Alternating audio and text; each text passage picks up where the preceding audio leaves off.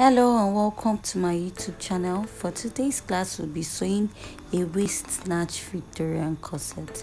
So these are my pattern I've already cut out, and I added ½ inch round. In case you haven't seen the drafting video, you can go down to my description box or my previous video. And don't forget to like, share and subscribe to my YouTube channel. I've gone ahead, placed my pattern and cut it out on my fabric and also on my lining.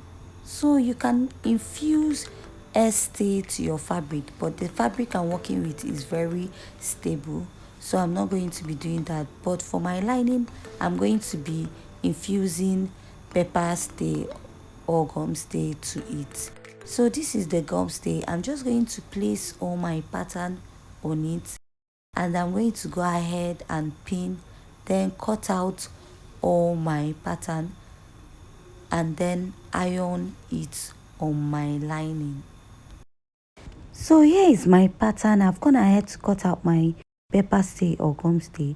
So I'm going to unpin it so that I can go ahead and iron and also show you how to join your pattern. So I'm carefully going to unpin my front pattern and I'm going to place it. Then I'm also going to do that for the lining, and then I'll iron it. But first, I'm going to be working on my fabric first. So I'll go ahead and open my number 1, and I'm going to place it this way, facing each other. Then after placing my number 1, I'm going to open up to my number 2, and I'm going to place it. But before placing my number 2, I'm just going to use a pin and hold my number 1 patterns together. Now get my number 2, open it to both sides and pin. So watch me as I carefully unpin and place all my pattern.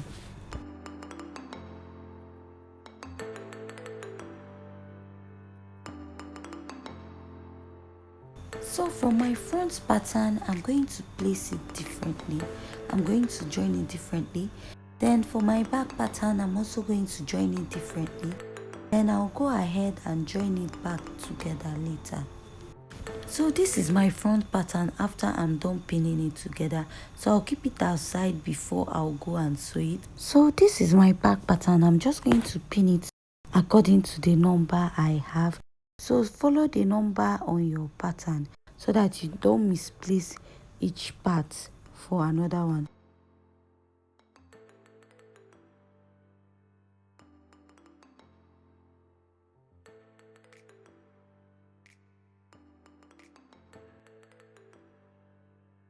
I've gone ahead and I've placed all my back pattern.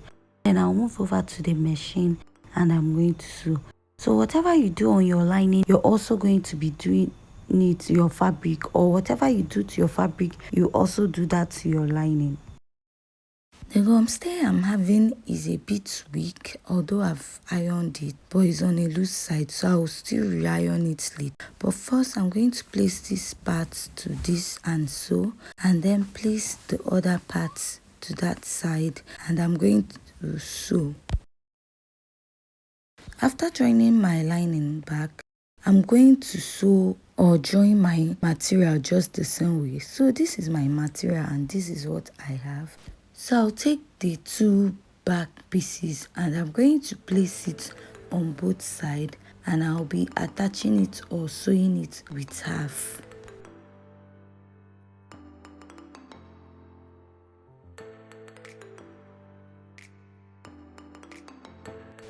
So after joining my lining for the back, this is what I have. Then I'll go ahead and iron it back so that the gum stay can sit still. So I'll go ahead and bring out my main fabric, and this is what I have after joining it. The next step I'm going to take after now is to iron open my seam allowance. I'm going to be sewing my riddling or sewable bone in there. So I'm going to iron it so that it will be easy to sew. So before I attach my sewable bone in, I'm just going to trim out 1 inch from my top because I noticed it was a bit too long for me. So I'll go ahead and iron my seam allowance and attach my boning. So I'm just going to do one and show you an example of what I mean. So I've gone ahead to attach the sewable boning to my dress. So this is what I have. You're going to be ironing all your seam allowances, and then you're going to be attaching sewable boning to it. And I used a black sellotape at the upper part and the lower part to avoid poking of the boning. So you can use a paper sellotape also do that. So I've gone ahead to attach all my sewable boning, and this is what I have. So at the ending side of my two corsets, I did not attach a sewable boning, and I'll be working on that later. So the next step is to attach my cup. I'll be showing you two methods of attaching your cup. So next I'm going to place my tape and I'm going to get my underbust. So I added ½ inch round. So first of all, I'm going to measure out that half. Then from the chest line we went up by 1.5. So I'm also going to place my tape to note that. Then I'll place my tape and get my underbust from there. After getting my underbust placement, what I'm going to do is just to give it a little notch, or you can use your tailor's chalk and you mark on it. So you're going to be doing that for both sides of your underbust. After marking out that, I'll go ahead and attach my cup. So speaking on the boning aspect, it's not compulsory for you to use a reddening boning. So you can also sew down your sewing allowance or create boning channels on top and then pass your plastic boning through it. I've gone ahead and I've placed my cup. So if you notice, I tilted it to the side because the bust is fuller by the side. So what you're going to do is you're going to, when you're placing your cup, do not press it down. Do not press it down this way. Just let it sit perfectly. So you're going to go ahead and you're going to tap sew your cup round. Or you can go ahead and stitch it down with a sewing machine. So I'll go ahead and I will sew it down. Hello, if you find this video very interesting and educative at this point, don't forget to hit on the subscribe button and give this video a thumbs up. And for my returning subscribers, thank you for always supporting and viewing my channel.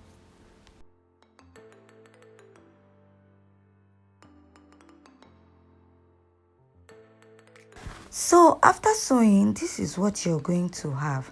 After doing this, we are going to be moving to method 2. So method 2 is attaching your cup to your main fabric. So I just pinned this down as you can see, and at the upper part I tilted my cup to the side because the bust is fuller by the side.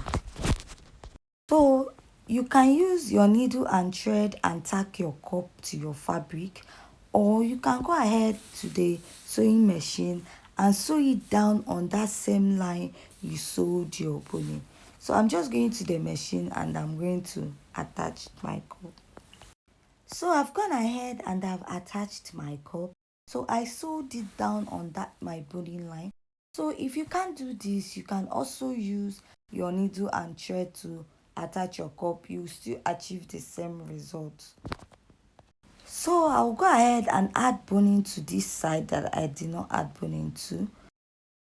After doing that, the next step I'm going to take is to place my lining piece to my material, and I'll be joining it together. I'll place my lining part to my main fabric. Then I'm going to pin it round. I'm going to pin it round and I'm going to sew it ½ inch round this part. So coming to this side, I'm going to sew it ½ inch and ½ inch by that side. So at the down part, I'm going to be leaving about 3 to 4 inches on both sides of the ending, and I'll go ahead and sew it half. So this is my corset. As you can see, it's very firm, so you should be having the same result, and I've gone ahead and I've notched it round. So at the down part, I left this part open and I left the other side open as well. So I'll go ahead and flip to the right side of the fabric. So this is it after I'm done turning it. This is what I have. Like I said, I left those two sides open. So while I was ironing, I burnt my fabric. So I had to stop ironing. The iron was too hot. So this is what I have finally. So the next step I'm just going to take is to create my boning channel. So at the end, I'm just going to measure ½ inch and I'm going to sew. But while going down, I'm just going to stop about 1.5 inch upwards or 1 inch, because I'm going to be folding it in to give it a neat finishing, and I'm going to top stitch. On the other side, I'm just going to also sew ½ inch, and then on getting to that point, I'm just going to leave about 1.5 or 1 inch. So after inserting my boning, I'm just going to fold it and top stitch. So this is it. I've gone ahead and I've sewed that ½ inch by the side. So the next step I'm going to take is just to pass my plastic boning inside that part. But before passing it, I'm going to use my black tape. So this black tape is optional. It's not must to use a black tape. You can use a pepper tape also. So the reason why I'm doing this is to avoid the boning poking you while you're wearing the outfit. So I'm just going to cover it with my black sellotape. Then I'm going to pass it inside the boning casing that I made. While passing your plastic boning into your boning casing, make sure it doesn't get to the top by ½ inch, and at the down part also by ½ inch or 0.75. So after doing that, I'm just going to cut out the plastic boning. So I'll go ahead and conceal the mouth of the boning with a sellotape. After doing that, I'll go ahead and top stitch the ending part to give it a neat finishing. So moving to the other side of the corset end, I'm just going to repeat what I did on this part too. So here you have it. I've inserted my boning, done the top stitch, and then inserted my eyelet. I've also made a rope for the lacing bag. So I'm going to put the dress on the mannequin for you to see. So with this, we have come to the end of the tutorial. Please like, share and subscribe, and don't forget to turn on the notification button to get new updates from my channel. Thank you.